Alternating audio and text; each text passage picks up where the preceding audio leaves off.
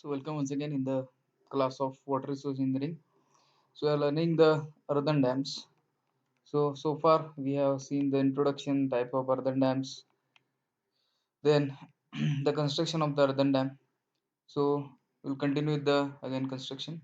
So earthen dams may be built on virtually any type of ground base except strongly liquescent muddy soil. Actually, sometimes you might have heard the concept liquefaction or the in Marathi we used to say daldal.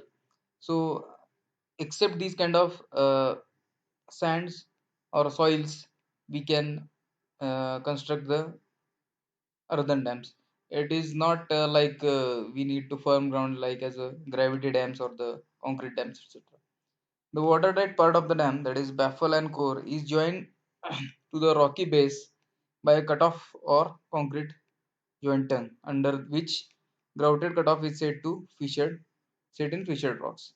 On non-rock base, if water-resistant material, clay or rock, is located at an acceptable depth, the permeable part of the dam is joined to water-resistant material by a positive ground cutoff, a sheet pipe bulkhead or curtain, that is partial cutoff. Basically, these are the nothing but the layers of water-resisting materials which will use to cut the particularly this seepage line.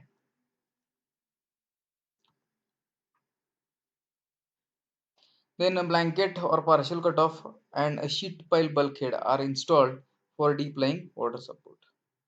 So this is basically the soil compaction. You can see the fine aggregates, coarse aggregate, rock fields.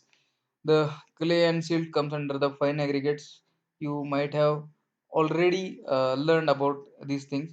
So these are primarily used for the dam construction, the embankment for road, rail tracks, etc.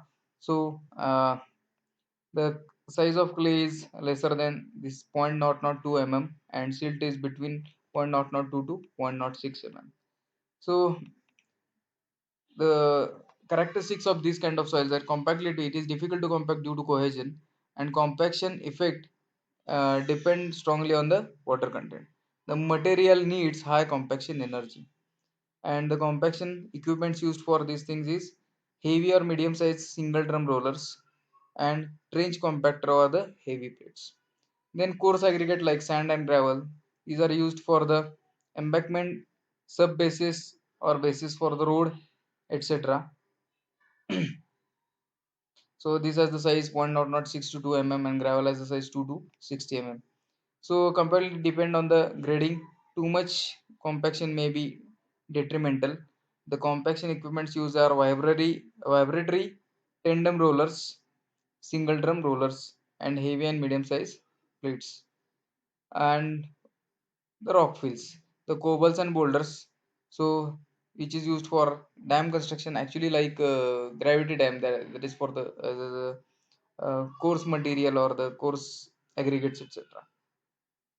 Then cobbles are less greater than 60 mm and boulders are greater than 100 mm. So compactability, that layer thickness should be 3 times thicker than the maximum particle size. Material needs high compaction energy for this kind of soil. So the compaction equipments, that is he will single drum rollers and heavy plates. So you can see here this is the impervious stratum or the cross section of this particular uh, earthen dam. So here you can see this is the shell on both sides. These are the filters, that is internal drain filter and toe drain filter. This is the toe. This is again the toe side here. This is the top width. This is the core. These are the transition filters, and this is the riprap over here. Freeboard has been kept over here. So upstream blanket has been placed. This is the impervious stratum. This is foundation cutoff. So this is the kind of typical earthen dam cross section.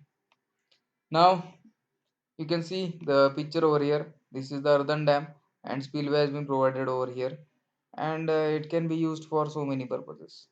So this is the dam look like. Now the cross section of the embankment dam shows a shape like blank or a hill.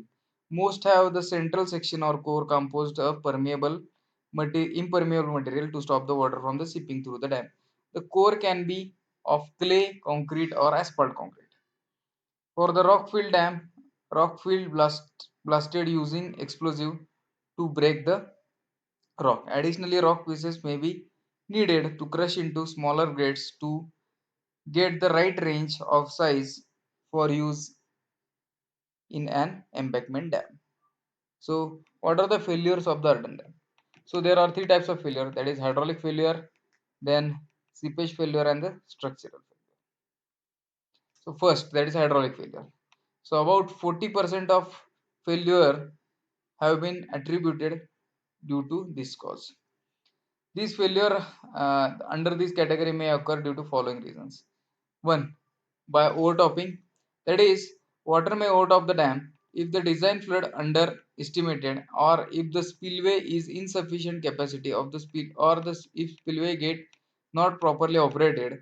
Sufficient freeboard should therefore to be provided for the additional safety measure. Actually, the thing is, this water tends to flow above the this particular uh, dam, so it is called as a overtopping. Then the erosion on the upstream face. The waves developed near the top surface of the water due to winds try to notch out the soil from the upstream side and may even sometimes cause slip on of the upstream slope. Upstream stone pitching or riprap therefore be provided to avoid such failures.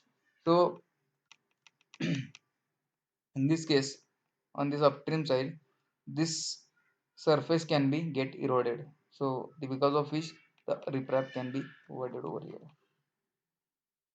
A stone pitching rather maybe called.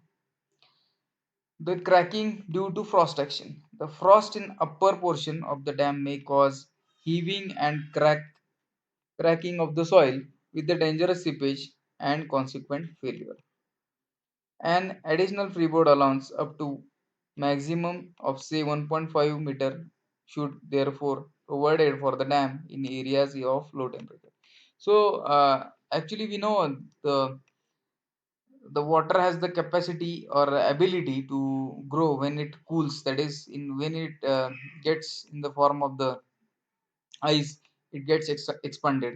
So because of which the cracks may be formed uh, in the upper portion of the dam, so may cause the sieving and cracking of the soil with the dangerous seepage. So this cracking also leads to the seepage itself. So to take care of this thing, the additional freeboard allowance, that is kind of we are leaving the space for the expansion, that kind of thing can be done in this case. So erosion of the downstream phase by gully formation. Heavy rains falling directly over the downstream phase and erosion action of the moving water may lead to the formation of the gullies on downstream phase, ultimately leading to the dam failure. These can be avoided with the proper maintenance, filling the cuts from the time to time, especially during the rainy season, by grassing the slopes or by providing proper berms like it has shown in here figure. So at suitable heights so that water has to flow for considerable distance, and proper drainage arrangements are made for the removal of the rainwater collected on the horizontal berms. Since the provision of the berms ensure the collection and removal of water before it acquire high downward velocity, the consequent erosion caused by the moving water is considerably reduced. So basically what happens when the water moves to the from this particular area, so if we provide a constant slope, the water velocity will increase and it erode the more, or erosion will be more. So if we provide these berms, so what will happen, the water velocity gets checked at these places, so that much erosion will not be there. Then erosion at the downstream side.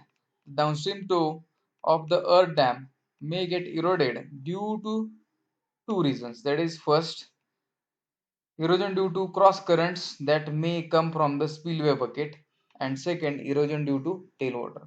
This erosion of toe can be avoided by providing a downstream slope, pitching or riprap up to a height slightly above the normal tail water depth. Side walls of spillway, called as a diaphragm walls, must be sufficient height and length so as to prevent the possibility of cross flow towards the earthen embankments. So these are the failures, that is hydraulic failures. Now the seepage failures. So the seepage failure, controlled seepage, limited uniform seepage is the inevitable in all earth dams. And ordinary it does not produce any harm. However, uncontrolled or concentrated seepage through the dam body or through its foundation may lead to piping or slogging and subsequent failure of the dam. The piping is the progressive erosion and subsequent removal of the soil grains from the body of the dam or from the foundation. Slogging is the progressive removal of the soil from the wet downstream face. More than one third of the earth dams fails due to this reason. So piping through the foundation. Actually, you can see if we have the previous foundation, so water try to move from this. So once that water gone from this um, area or the particular from this reservoir, there will not be any use of this dam. So dam is of no use. So the piping through the foundation. Sometimes when highly permeable cavities and fissures or strata of the coarse sand gravel are present in the foundation of the dam, water may start seeping at the huge rate through them. This concentrated flow of high gradient may erode the soil.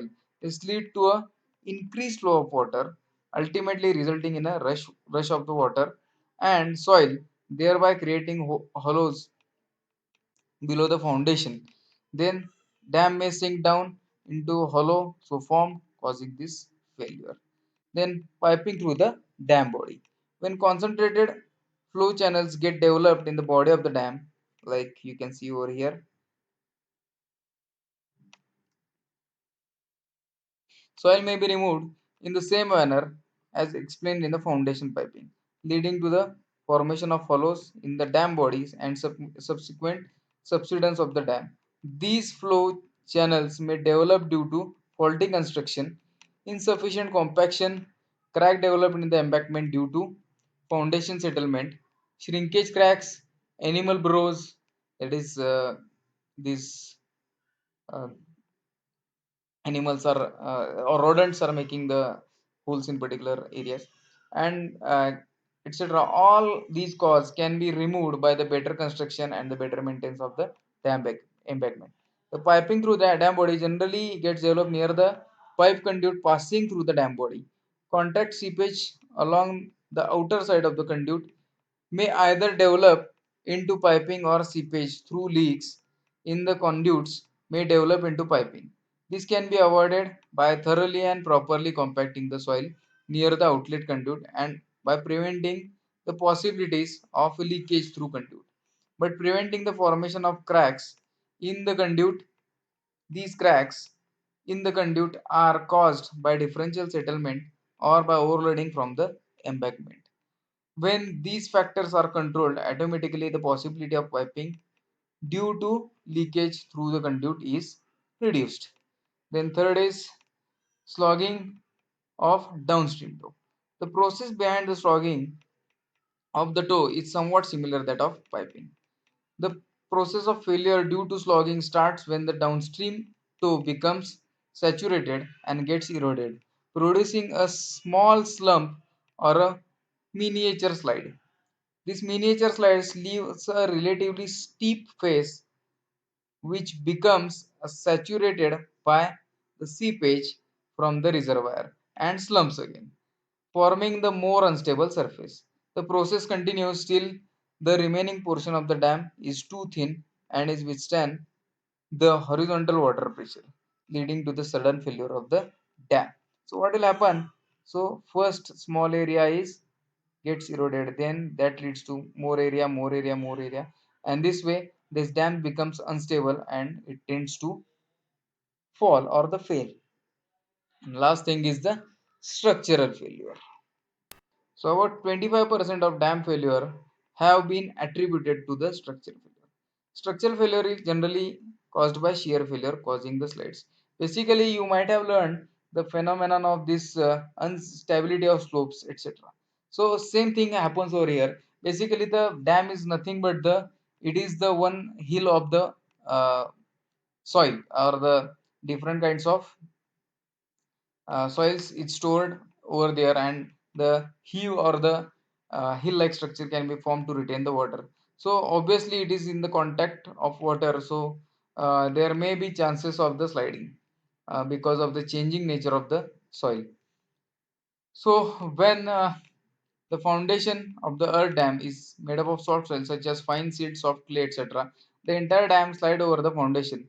Sometimes seams of fissure rock, shales, or soft clay, etc., may exist under the foundation, and that dam may slide over some them, causing its failure. It is in this type of failure, the top embankment gets cracked and subsid- subsidize. The lower slope moves towards the forming large mud waves near the hill, as shown in this figure. So you can see this gets slope and this again forms the large mud wave near the hill. The excessive pore water pressure is confined seams of sand and silt. Artesian pressure in abutment or hydrostatic excess developed due to consideration of clay seems embedded between the sand or silts, etc., may reduce the shear strength of the soil until it becomes incapable of resisting the induced shear stresses, leading to the failure of dam foundation without warning. Loose sand foundation may fail by liquefaction or the flow slides. Now, a slide of the embankment. When the embankment slopes are too steep for the strength of the soil, they may cause the dam failure by sliding. The most critical condition of the slide of the upstream slope is sudden drawdown of the reservoir, as you can see over here, and the downstream slope is more likely to slide when the reservoir is full. In this figure, this is the surface failure and this is the surface failure over here. So upstream slope failure seldom leads to catastrophic failure, but the downstream slope failure are very serious. These failures generally occur due to development of excessive unaccounted pore pressure, which may reduce the shear strength of the soil explained in the previous article, that is this one. Many embankments may fail during the process of consolidation at the time of construction or after the construction. So basically, as I told you earlier, this what soil contact with water changes the properties, and that's why it gets sometimes unstable. So there are a lot of chances of failure of this earthen dam. So protections can be provided to avoid